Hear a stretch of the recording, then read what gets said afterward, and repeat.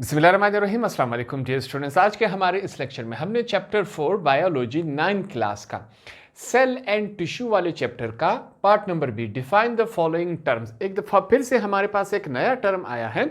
Term क्या है? Cytoplasm. इस दफ़ा हमने इसको सीखना है कि साइटोप्लाज्म क्या होता है, कहाँ होता है और इसके फंक्शंस क्या होते हैं।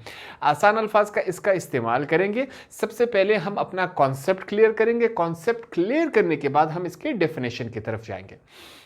हमारे पास लफ्ज़ क्या है? साइटोप्लाज्म। इस लफ्ज़ को हम क्या करते हैं? दो हिस्सों में तकसीम कर लेते हैं। ठीक है, पहला क्या है? साइटो। साइटो का मतलब क्या होता है? सेल। दूसरे हिस्से की तरफ जाएंगे, हमारे पास क्या होता है? प्लाज्म। प्लाज्म किसे कहते हैं? फ्लूइड को। फ्लूइड पानी नुमा। पानी क्या है? फ्लूइड है। शरबत क्या है? फ्लूइड है। ऑयल क्या है? फ्लूइड है। तो ऐसा सेल जिसमें फ्लूइड मौजूद है उसे हम क्या कहते हैं? साइटोप्लाज्म कहते हैं। यह बात आपको क्लियर हो गई? साइटोप्लाज्म। ठीक है। दूसरा, अब देखते हैं इसमें बनता ये कैसे है, इसमें क्या होता है। ये हमारे पास क्या है? सेमी वेस्कस होता है। सेमी मतलब आधा। ठीक है। वेस्कस मतलब क्या है? गाढ़ा। ये पूरा गाढ़ा नहीं होता। ठीक है, उर्दू आप चेक कर ले। पूरा गाढ़ा नहीं होता। क्या है? सेमी। सेमी मतलब क्या है? आधा गाढ़ा होता है और सेमी ट्रांसपेरेंट होता है। और ये जो है मुकम्मल जो है, इससे आर पार नहीं देखा जा सकता। ये हमारे पास क्या है? आधा ट्रांसपेरेंट है। अब कोई शीशा आपके सामने रखिए, हमारे पास जो विंडो होती है वो पूरा ट्रांसपेरेंट होती है, उसके आर पार हम देख सकते हैं। ठीक है। अब सेमी ट्रांसपेरेंट का मतलब क्या है? वो धुंधला होता है, उससे हम थोड़ा सा ही उस तरफ दे सकते हैं, पूरा देख आर पार नहीं देख सकते। तो जो साइटोप्लाज्म होता है वो सेमी वेस्कस होता है, आधा गाढ़ा होता है और आधा सेमी ट्रांसपेरेंट होता है, आधा ट्रांसपेरेंट होता है। ये बात आपकी क्लियर हो गई। आगे चलते हैं, इसका लोकेशन चेक करते हैं कि भाई ये हमारे पास मौजूद कहाँ होता है। याद रखिए, हमारे पास जो साइटोप्लाज्म है सेल में मौजूद होता है। ये हमारे पास क्या हुआ? एक सेल हुआ। सेल के अंदर क्या होता है? न्यूक्लियस होता है। ठीक है। ये हमारे पास क्या हुआ? सेल मेम्ब्रेन हुआ। डायग्राम से समझेंगे तो आपको बिल्कुल क्लियर हो जाएगा। ये हमारे पास क्या हुआ? इसको न्यूक्लियस मेम्ब्रेन का हम नाम दे देते हैं। हमारे पास क्या है? Nucleus membrane. अब जो पूरा इलाका बच गया है, इसमें ये जो पूरा है आपके पास, ठीक है, ये हमारे पास क्या है? ये हमारे पास है साइटोप्लाज्म। इसमें क्या होता है? फ्लूइड होता है। फ्लूइड पानी नुमा। ठीक है। और वो फ्लूइड कैसा है? सेमी वेस्कस है, आधा गाढ़ा है और सेमी ट्रांसपेरेंट है, और आधा उससे देखा जा सकता है, आधा नहीं। तो ये हमारे पास क्या हुआ? ये हमारे पास क्या है? साइटोप्लाज्म है। ये बात आपको क्लियर हो गई कि साइटोप्लाज्म कहाँ मौजूद है, कैसा है, क्यों है। यहां तक तमाम बातें क्लियर होगी। आगे चलते हैं, इसमें थोड़ी सी और चीजें लिख लेते हैं। कंपोजिशन ये बना किस चीज से है भाई? ये जो साइटोप्लाज्म होता है इसको सीख लेते हैं। इसमें हमारे पास साइटोप्लाज्म में 90% क्या होता है? वाटर। 90% हमारे पास क्या हुआ? वाटर हुआ। इसमें अगला क्या है? प्रोटीन्स होते हैं। क्या है? प्रोटीन्स होते हैं। इसमें अगला क्या है? इसमें कार्बोहाइड्रेट्स होते हैं। कार्बोहाइड्रेट्स होते हैं। इसमें साइटोप्लाज्म की बात हो रही है। इसमें अगला क्या है? लिपिड्स होते हैं, चर्बी होती है। ठीक है। तो साइटोप्लाज्म इन चीजों से मिलकर बना हुआ होता है। यहां तक और तमाम क्लियर हो गया साइटोप्लाज्म के बारे में।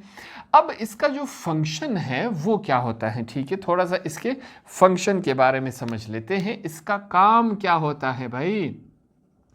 साइटोप्लाज्म आहिस्ता आहिस्ता हमें क्लियर हो रहा है कि कहाँ होता है, क्यों होता है, किस चीज से बना हुआ होता है। ठीक है, तमाम चीजें हमने क्या की? आसान अल्फाज में साइटोप्लाज्म के बारे में हमने समझ ली। इसके फंक्शन के तरफ आते हैं। यहां पर मैं लिखूंगा इट गिव्स स्पेस। ठीक है, साथ में आप लिखते जाए, it give space to other organelles, it gives space to other organelles to perform their function. अब ये जो साइटोप्लाज्म होता है ये क्या करता है, दूसरे ऑर्गेनेलीज के लिए एक माहौल बनाता है, उनके लिए एक स्पेस देता है, जगह देता है कि वो अपने जो है काम, जिन जिन के काम होते हैं वो अपने काम परफॉर्म कर सके।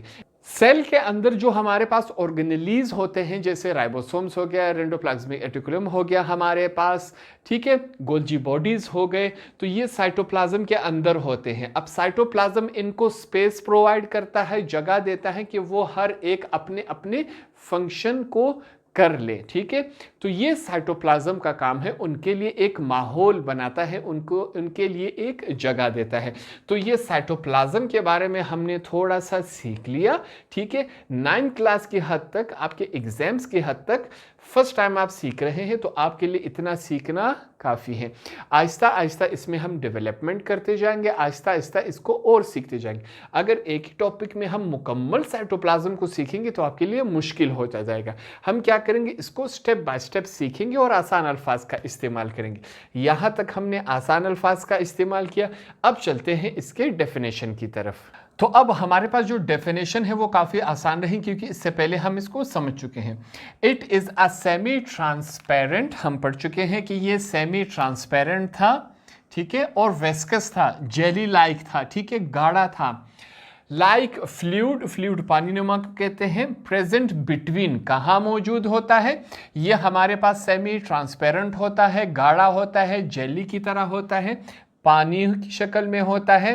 प्रेजेंट बिटवीन कहाँ पर मौजूद है, present between nucleus and cell membrane, nucleus और सेल मेम्ब्रेन के बीच में ये मौजूद होता है। डायग्राम के जरिए हमने सीखा था। इट्स फंक्शन, इसका काम क्या होता है, it's function is to provide space to other organelles to do their metabolic, यहां पर टू परफॉर्म, यहां पर आप लिख सकते हैं, ठीक है, to perform their metabolic reactions.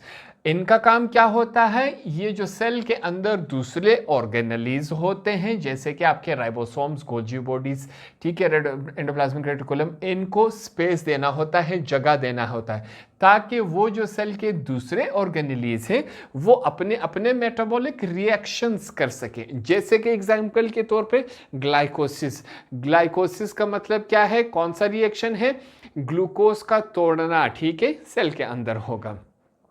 It is also storehouse of cell organelles. इसको storehouse of cell organelles भी कहा जाता है। किसे, साइटोप्लाज्म को कहा जाता है। इसको हमने आसान अल्फाज में भी समझा और डेफिनेशन के जरिए भी हमने साइटोप्लाज्म को समझ लिया कि ये हमारे पास क्या होता है। होप आपको आसानी से समझ आ गया होगा।